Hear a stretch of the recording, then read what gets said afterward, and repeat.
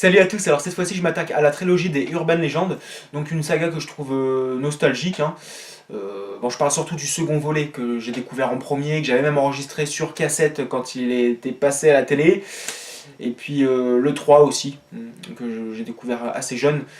Donc cette trilogie, en la revoyant, je me dis que ça reste quand même une petite saga anecdotique un peu. Il y a rien qui sort réellement du lot, il n'y a pas vraiment de relief.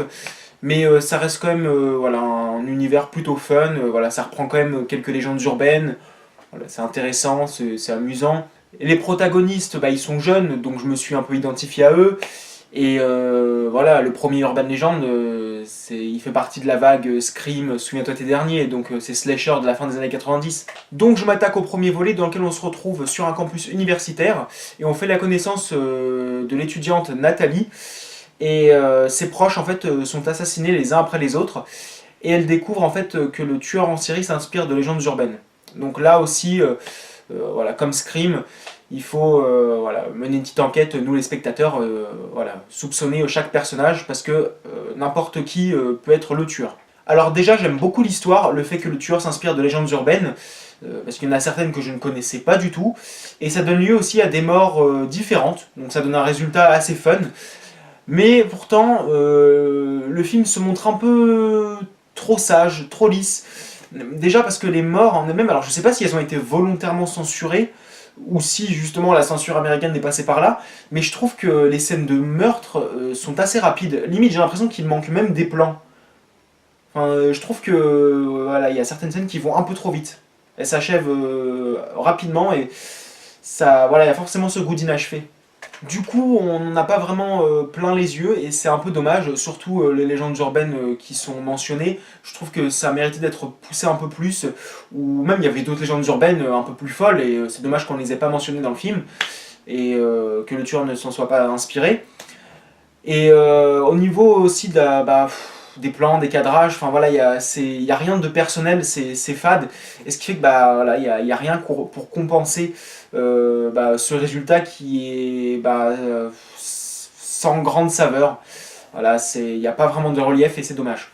Et c'est surtout regrettable parce que vu les légendes urbaines qu'il y a, enfin, voilà, il y en a des masses et c'est dommage que ça n'aille pas loin dans la folie. Voilà, donc ce film n'a pas vraiment de personnalité et c'est dommage. Mais sinon le film il se rattrape avec des situations bien amenées, comme la scène où Nathalie rentre dans sa chambre et en fait elle a une colocataire. Et c'est arrivé plusieurs fois que Nathalie entre et allume la lumière et aperçoit sa colocataire en train de niquer avec un mec. Et cette fois-ci, Nathalie a le réflexe de ne pas allumer la lumière et décide de se coucher. Sauf qu'en fait, sa colocataire était en train de se faire zigouiller. Et j'ai trouvé ça, enfin voilà, ça m'avait bien fait rire. Et puis, bon, la colocataire qui est en train de pousser des cris, mais bon, elle est en train de se faire étrangler. Et puis Nathalie qui entend ces petits cris et puis qui se met à sourire parce qu'elle pense qu'elle est en train de faire l'amour. Enfin, voilà, c'était drôle. Ou sinon, dans la scène d'ouverture où il y a Michel Mancini qui s'arrête à la station-service, hein, et puis elle pense que le pompiste va l'agresser, mais en fait, le pompiste qui est bégayeur n'a pas eu le temps de lui dire qu'il avait aperçu un mec voilà, sur la banquette arrière de la bagnole de la jeune femme. Et du coup, la fille lui asperge la gueule avec sa petite bombe, et elle remonte dans sa voiture et elle se barre, et puis malheureusement pour elle, hein, le tueur voilà, sort de la banquette arrière et puis la zigouille en la décapitant. Et en ce qui concerne l'identité de l'assassin, pour moi c'est une révélation satisfaisante. Voilà, je m'en doutais pas. Bon après je l'ai vu jeune, donc j'avais pas, voilà, je prenais pas vraiment de recul. Voilà, j'analysais pas autant, mais enfin en tout cas, voilà, à l'époque ça m'avait surpris. Et puis voilà, son motif est convaincant.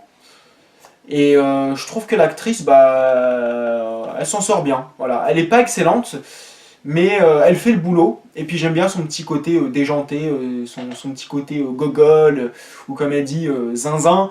Voilà, enfin Rebecca Gayheart, voilà, c'est en plus, enfin voilà, je l'aime bien. Et puis c'est une belle femme. J'aime bien son physique. Voilà, je suis bien attaché à l'actrice. Et donc j'en viens au casting qui m'a beaucoup plu. Donc à part Rebecca Gayheart, il y a Robert Englund dans le rôle du prof. Voilà, hein, il y a aussi Julian Reichings qui a joué dans le premier Cube, le premier Détour mortel.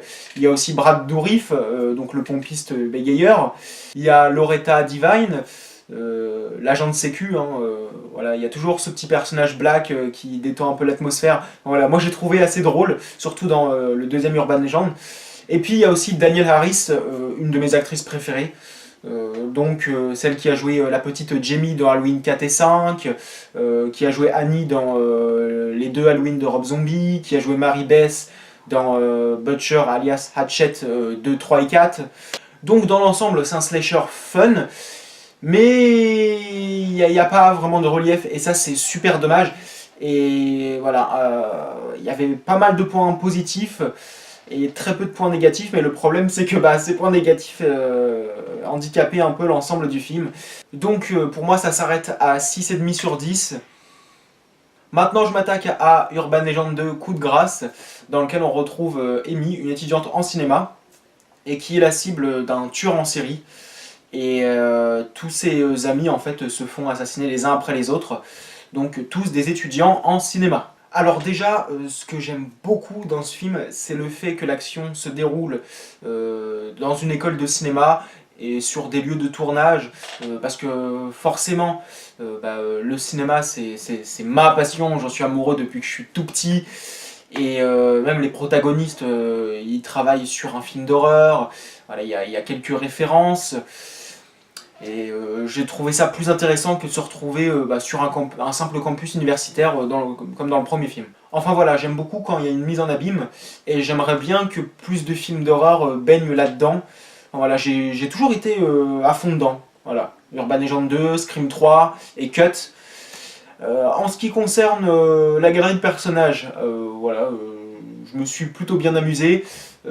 Quand il y avait Sandra, la petite blonde rigolote, hein, jouée par Jessica Caulfield, qu'on retrouvera un peu après dans Mortel Saint-Valentin. Voilà, je me suis tapé des barres hein, à chaque fois qu'elle apparaissait, dans la scène d'ouverture, quand ils sont en train de tourner justement un film dans l'avion, ou alors quand on voit ses prises ratées dans la salle de bain. Enfin, voilà, je me suis bien amusé. Et puis il y a aussi Reese, l'agent de sécurité du premier film. Et Brenda, la tueuse du premier volet, qui revient dans la toute dernière scène. Voilà, quand le tueur du deuxième épisode se retrouve complètement en mode légume. Et puis justement, il y a une infirmière en fait qui lui dit qu'ils ont plein de choses à se raconter, qu'ils ont beaucoup de choses en commun. Et c'est donc Brenda. Et donc je me suis dit, waouh, alors on va peut-être partir pour un troisième volet qui se déroule justement dans un asile. Voilà, et surtout que Brenda, bon déjà comme je vous l'ai dit, l'actrice, j'accroche beaucoup. Et voilà, je la trouve assez folle et je me suis dit, pourquoi pas un troisième épisode dans un asile avec des légendes urbaines encore plus sadiques. Voilà, donner un côté un peu plus sombre, mais tout en gardant un certain humour noir. Mais malheureusement, il y a des choses qui m'ont pas plu dans ce film, comme par exemple, il y a la première partie que j'ai trouvée prometteuse. Déjà, il y a la scène d'ouverture, voilà, le tournage dans l'avion qui était fun. Et puis bon, le rythme était plutôt bien dosé. Et il y avait la scène de la nana qui se réveille dans une baignoire pleine de glace et elle s'aperçoit qu'il lui manque un rein. Et puis ensuite elle se fait décapiter par un méchant morceau de verre d'une fenêtre. Et puis il y a le chien aussi qui bouffe son rein. Voilà, cette scène-là, je l'ai trouvée magnifique. Très clairement, elle est au top. Même au niveau de l'horreur, pour moi, ça surpasse carrément tout le premier épisode. Voilà, là clairement, ça relève clairement le niveau. Et je me suis dit, waouh, et tout, là ça va déchirer. Et en fait, après ça, le film décide de se la jouer grand public, étonnamment. Et même dans l'affrontement final, le film ose sortir juste des flingues. Tu parles d'un affrontement final, finalement. C'est décevant parce que j'ai l'impression qu'il voulait s'empêcher. Il voulait empêcher les débordements sanglants, gore. Voilà, parce que bon, voilà, des flingues, c'est super basique. Ça, c'est bon pour donner un film interdit du moins de 13 ans aux États-Unis. Hein. Et c'est super dommage parce que dans cette dernière partie, on se retrouvait aussi sur des lieux de tournage visuellement bien foutus, comme le cimetière, ou même enfin, quand on se retrouve dans l'espace avec les planètes et puis les aliens. Et je me dis que si les meurtres n'étaient pas soft, là on aurait pu assister à un dernier acte franchement jouissif. Voilà, le jeu des couleurs, voilà, s'il y avait eu des meurtres bien gore, voilà, ça aurait été fun. Et je termine avec le deuxième point négatif pour moi, c'est l'intrigue autour de Travis, le jeune réalisateur qui s'est soi-disant suicidé, parce qu'il a été recalé à cause de son court-métrage, il n'a pas pu atteindre son objectif. Et justement, il y a son frère jumeau, Trevor, qui débarque comme ça, de nulle part. Et il s'allie avec l'héroïne. Et j'ai trouvé ça... le coup du frère jumeau, j'ai pas pu m'y faire, j'ai pas accroché, je trouvais ça un peu abracadabrant.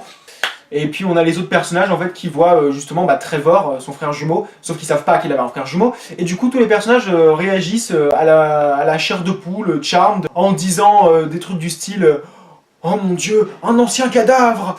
Enfin voilà, mais c'était super pitoyable, c'était ridicule. Moi je préférais carrément votre humour noir, mais faites pas un truc... Alors déjà qu'au niveau des meurtres, vous avez préféré lorgner vers le grand public, mais alors là en plus si vous faites des réactions qu'on voit dans des films pour toute la famille, allez vous faire foutre quoi. Et le pire dans tout ça, c'est que Trevor, le frère jumeau, il débarque de nulle part, et l'héroïne décide de s'allier avec lui pour démasquer l'assassin, mais elle ne le connaît même pas, elle va chez lui, elle s'attache directement à lui, elle ose en plus se méfier de ses propres amis. Par exemple, l'excellente petite scène où elle fait son jogging, et puis elle voit, en fait, elle visualise le masque du tueur, et puis il y a il y a les visages de ses amis en fait qui défilent les uns après les autres à la place du masque. Alors, voilà, j'ai trouvé que c'était un excellent moment. Voilà, elle se méfie d'eux, mais Trevor, oui, il y a un moment où elle se méfie un petit peu de lui. Mais je trouve que voilà, elle donne trop rapidement sa confiance, elle se fie trop à lui directement. Et je trouve que j'ai trouvé ça trop facile. Et encore une fois, il y a toujours cette potentielle histoire d'amour qui se construit. Enfin, c'est hyper scénarisé, c'était super téléphoné. Faut arrêter quoi avec la fameuse Belle qui tombe sous le charme du beau gosse mystérieux.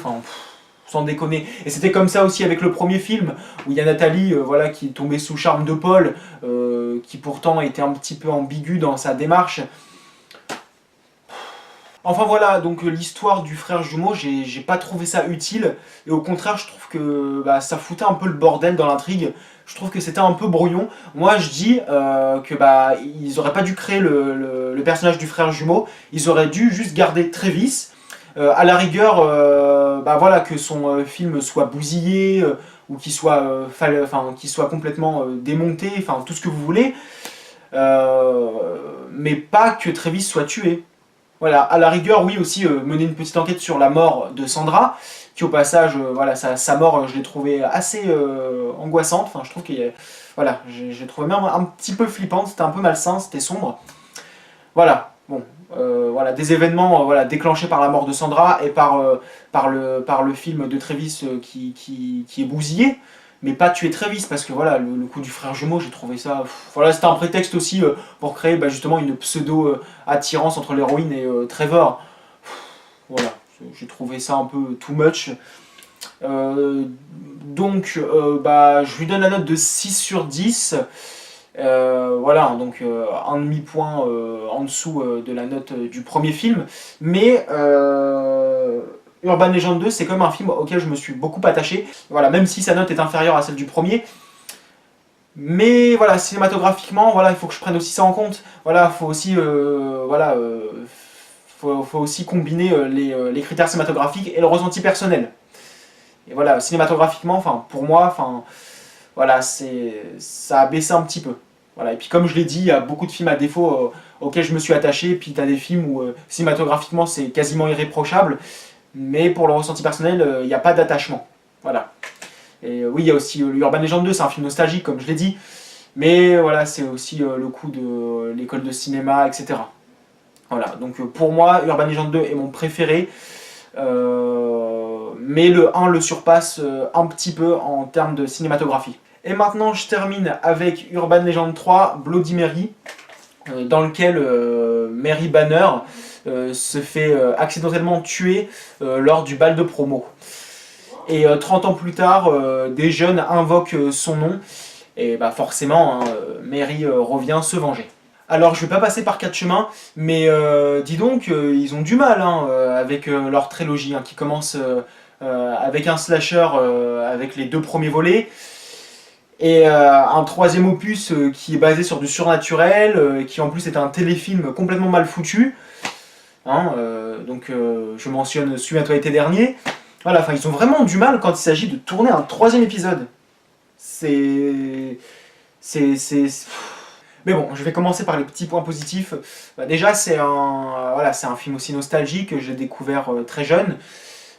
L'histoire en elle-même, bah voilà, elle était plutôt bien racontée, elle était intéressante. Bon, il n'y a rien d'exceptionnel, mais voilà, ça a vraiment le statut d'un petit divertissement. Donc voilà, j'ai bien aimé. Hein, bon, au-delà du fait que Bloody Mary soit la menace du film, voilà, j'ai bien aimé comment tout ça s'est enchaîné. Donc ça commence avec la disparition de trois étudiantes, et puis elles reviennent, et puis on découvre qu'elles ont été droguées. Du coup, il y a une enquête.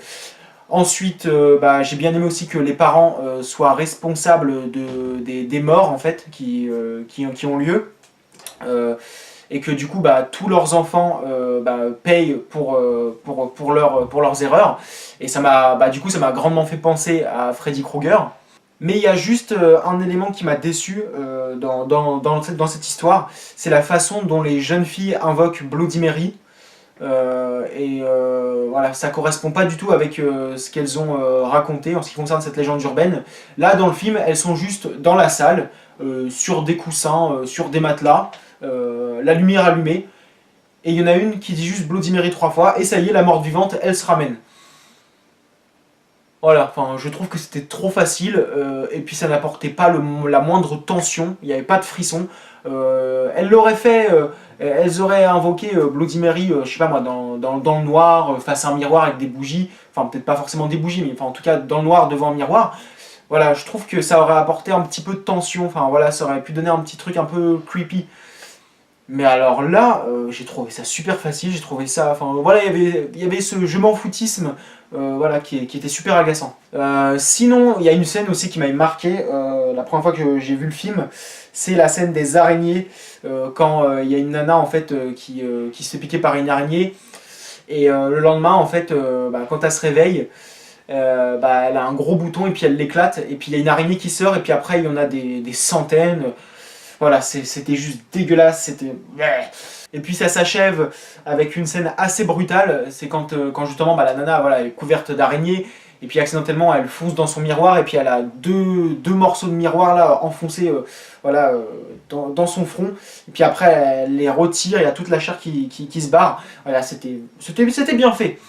Voilà, mais là je parle des effets spéciaux en ce qui concerne le gore, mais sinon les araignées, je les ai trouvées écœurantes dans le mauvais sens du terme.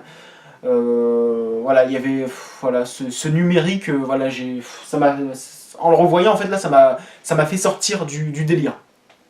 Voilà, ça a cassé le truc. Et puis bah voilà, dans ce film aussi l'un de ses gros défauts, bah, c'est les effets spéciaux numériques. Là très clairement, voilà, ça faisait vraiment chair de poule, Charmed.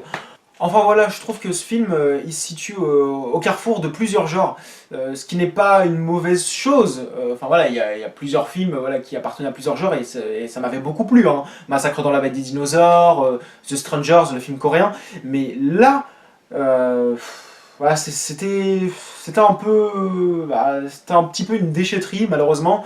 Voilà, ça fait Z, de par ses effets spéciaux, et puis bon, le mec qui se met à pisser sur une grille, et à haute tension, et puis qui se fait complètement éjecter par la puissance électrique, et puis on voit complètement sa braguette qui est complètement cramée, et puis t'as les éclairs sur sa bite. Enfin voilà, c'était un peu what the fuck, c'était délirant. Mais le problème c'est que voilà, ça se la joue aussi très sérieux par moment. Ça emprunte même un peu la voix du slasher quand t'as Mary qui est cachée sous le lit du mec et qui lui attrape les pieds, et puis après elle transperce son abdomen avec une bouteille cassée. Voilà, ça fait aussi du coup il film de fantôme. Enfin voilà, il y a un peu de tout. Et le tout, bah, c'est un peu maladroitement amené. c'est pas très bien filmé, voilà, les cadrages, c'est pas très ça. On a l'impression que c'est filmé à l'arrache, hein.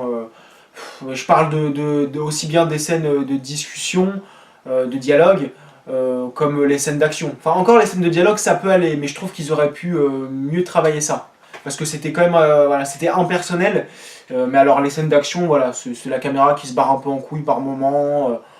Et puis bah, je parle même pas de Bloody Mary. Mais si, je vais en parler quand même.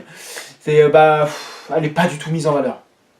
Très clairement, il n'y a pas de, on la voit beaucoup trop déjà, ce qui fait que on a l'habitude de la voir, ses apparitions n'impressionnent plus, ça ne fait plus rien, elle ne fait plus peur. Et même au niveau des cadrages, soit on la voit en vue aérienne à la limite, soit on la voit à la limite on se retrouve à sa taille. Et les plans durent trop longtemps, et ce qui fait que ça fait plus rien. Et ça donne un aspect même comique par moment. Et c'est pour ça aussi, ça donne un aspect aussi charme de chair de poule aussi. Et pour le coup, c'est raté. Et je me dis, c'est quand même dirigé par la réalisatrice de Cimetière, Mary Lambert. Et je me dis, mais il t'est arrivé quoi? Qu'est-ce qui t'est arrivé? Comment est-ce que t'as fait quand même pour faire une chute aussi spectaculaire? Et puis le côté Z, il est encore plus accentué par le casting.